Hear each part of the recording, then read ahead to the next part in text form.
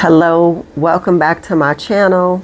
If it's your first time being here, welcome to my channel. As you saw with the title, this video, I am going to be speaking directly to people with borderline personality disorder. But if you don't have borderline, if you want to know more about borderline, if you have someone you love with borderline, be it a spouse, a child, whatever, a friend, a family member, my hope is to add information to help people get more knowledgeable about exactly what this disorder is and just mental health in general. But specifically, the reason I want to speak to people with borderline, as I shared in my first video, I have borderline, is because if you have borderline and you are to Google it, especially, or go on to YouTube and put in the word borderline, the videos you're going to see, you'll see different doctors and people with videos about how to know if you're being manipulated, how to spot somebody with borderline. And then they go into all these awful traits that we have, all of these awful, manipulative, it does not help you feel better about yourself. Let's not say feel better, hopeful, right? Like, you want to feel hopeful. Like, being borderline is not fun. As someone with borderline, from a young age, I was like going to professional health people like, what's wrong with me? What's wrong with me? Can you help me? Can you tell me what's wrong with me? I know I'm not normal. I know the way I'm acting is not normal. I don't want to be this way. And most people with borderline go looking for help. They know something is wrong. There are different types of borderline. There's different severity levels of borderline. And because borderline can overlap with narcissism, there are borderlines who have a strong affinity towards narcissism. And those, it is harder for them to seek help and recognize, because the closer you get to narcissism, the more you accept and believe that it's everybody else. But for the sake of this video, if you have borderline and you're watching this, I want to say to you, you are not your diagnosis. Like, sit with that for a minute. Borderline personality disorder does not define your character or who you are as a person, because who you are as a person is getting caught up in these immature, overactive emotions that are causing you a great deal of pain. And like I said in the first video, one of the blogs I had written before, hurt people, hurt people. I think most people have heard that by now. And I know some people actually think it's an excuse. I'm not saying it's okay. The reality is that hurt people because you're hurting so much you can't see past your pain. And you just want everyone to understand how much pain you're in, and it doesn't even seem like you can really explain it with words. And because we are emotionally misregulated and our thinking is kind of immature and selfish because we're misregulated, we come off as really awful people. And if you Google, I'm telling you, go into YouTube, all you'll see are all these videos about, like, warning you about borderline and how awful borderlines are. There are therapists who won't even work with us. But the reality is that there is a difference between your personality disorder and your character. You know what I'm saying? Like, you can choose to be somebody of upstanding moral character. And part of that is that you don't want to terrorize anybody with your disorder. You don't want to hurt the people you love. And you want to get better, because who wants to be this way, right? Like, we can have all kinds of reasons and excuses as for why we are the way we are. Every villain has an origin story, right? Like, we watch the Maleficent movie. These days, you could go back to any villain, Loki, any of them, and you could see their origin story and go, oh, I see why they are the way they are, right? But the reality is that no one's going to work on fixing us but us. And it is our job to try and fix us. Like, you can't expect people to be in a relationship with you, but you're unstable and they just need to deal with it. Why? You shouldn't even want that for somebody that you love. And so I'm here to tell you that as somebody who has been a recovered borderline and then full-blown borderline again, worse than before, and now being a recovered borderline again, that there's a lot of work that goes into it, but you can be well. I am well, but I am putting in a lot of work. It was really hard to get here, and it takes a lot to stay here, but that's my job because I'm in charge of me, right? And I think my husband deserves the best wife he can have. And if I'm honest, I might have a lifetime of trauma, but my husband's trauma comes from me, and that sucks. And my kids have trauma because I was their mom.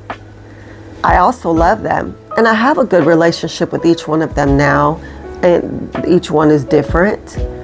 But I have admitted and apologized and cannot take back the fact that being a teenage borderline mom, clearly my kids did not get the best version of me or the best mom, a mom that they really deserved.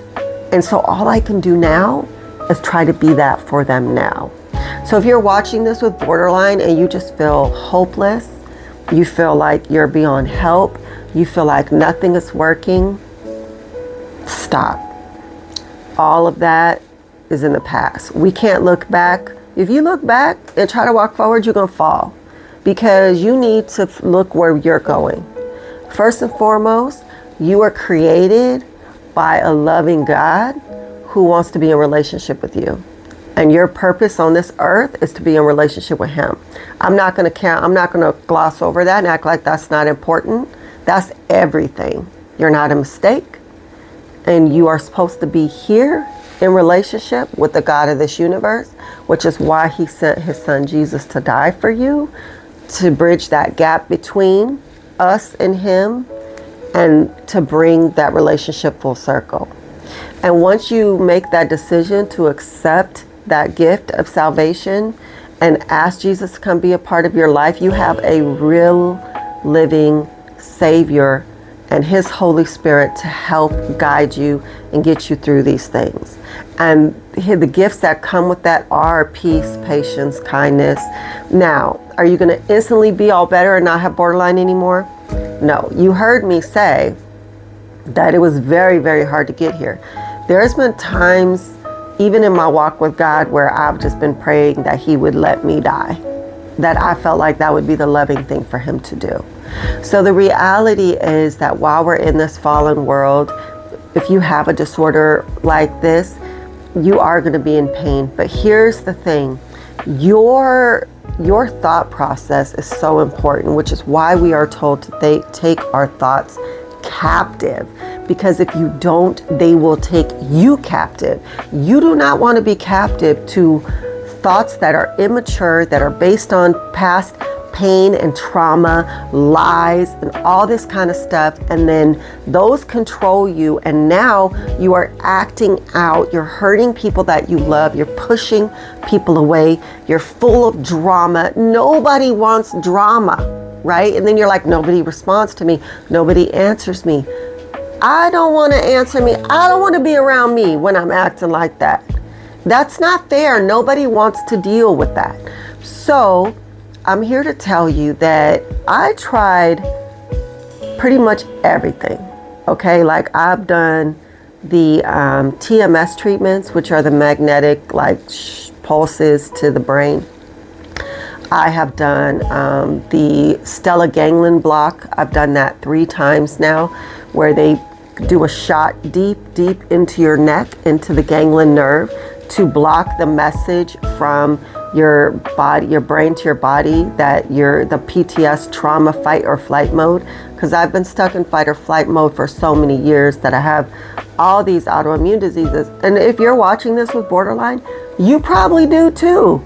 You probably have just as many different diseases and things going on in you because of the inflammation in your body, because your body is not supposed to be stressed on a daily basis. It's not. It's supposed to be a rare thing. So here's a story that helped me when I really kind of looked back at it. When I was in labor with my oldest daughter, I was in the last phase of it's actually called transition, when you are dilating from 7 to 10 centimeters. Your body is in so much pain that literally you actually have no peripheral vision. You can't hear well. Your body actually can only see like a couple feet in front of you, like right here, like this box.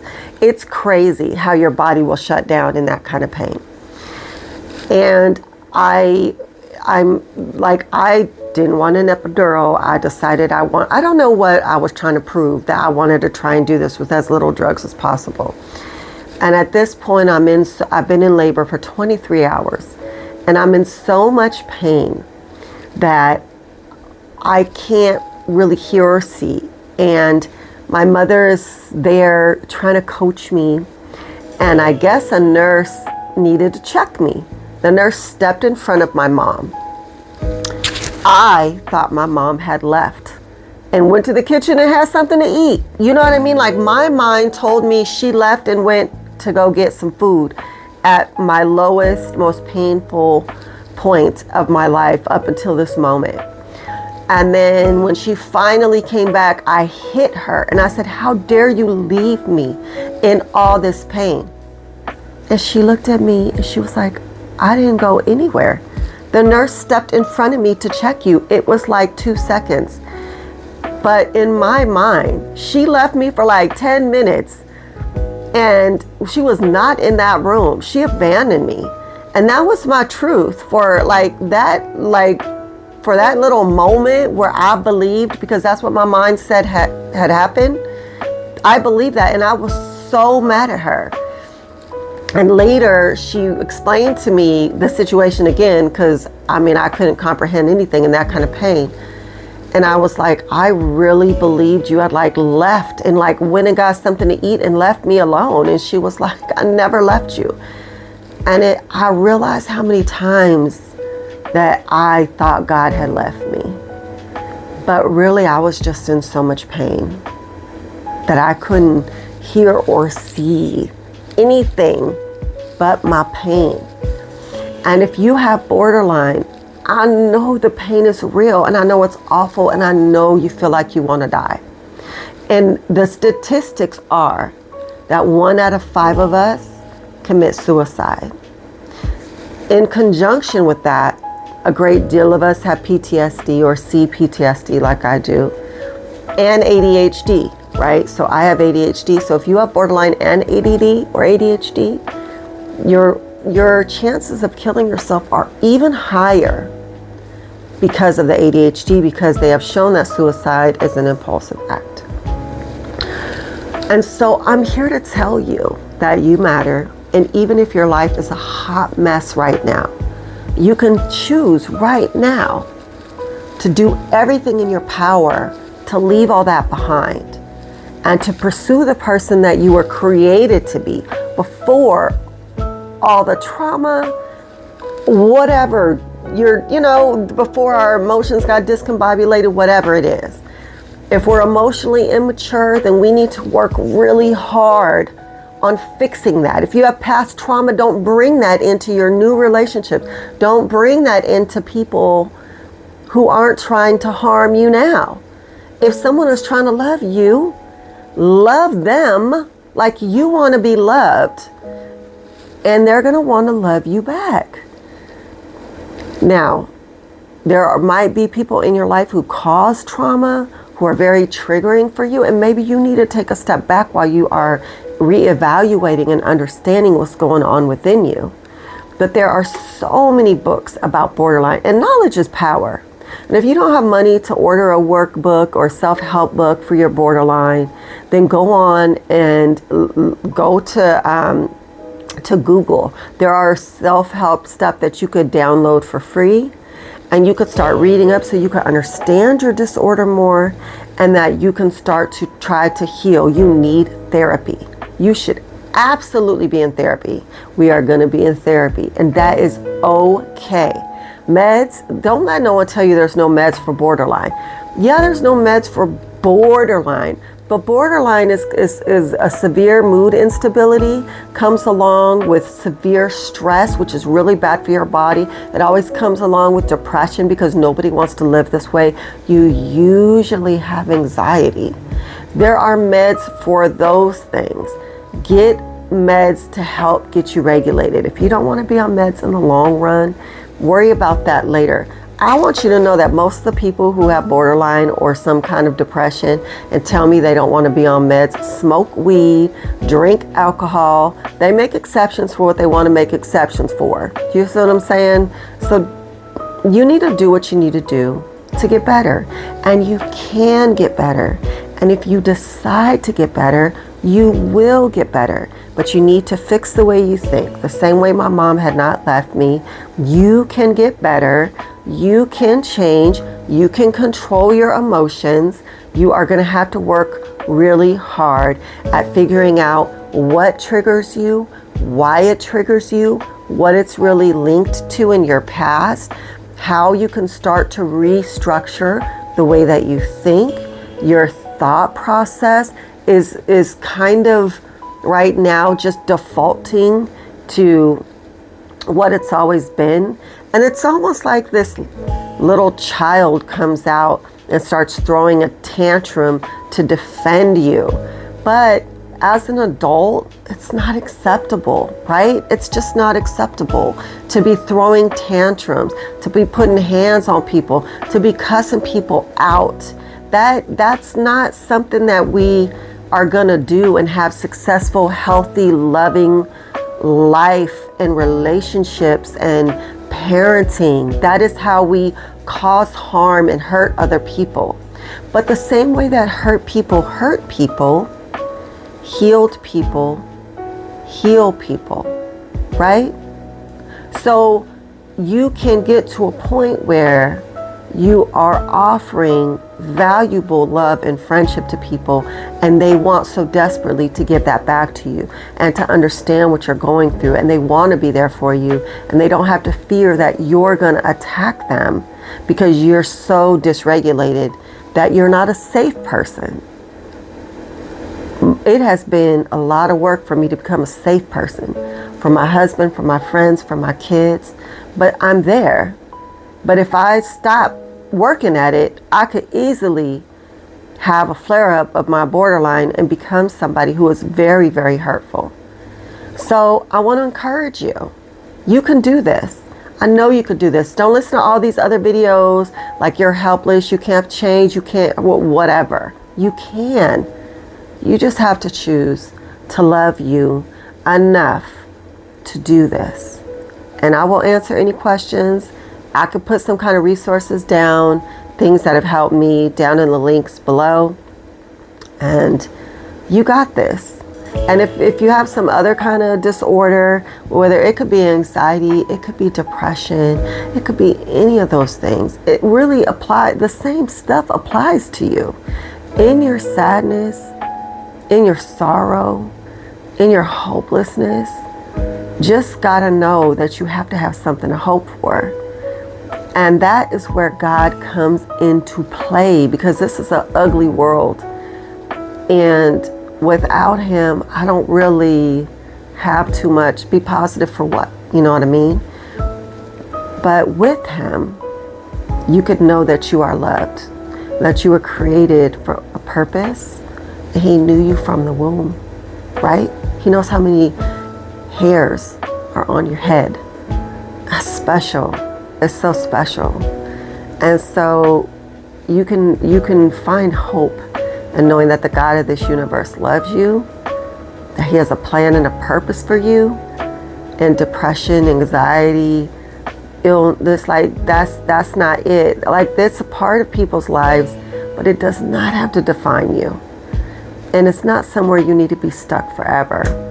And you can find joy in the midst of it, because My life has still got a lot of trauma going on. You don't have that kind of life and not have trauma.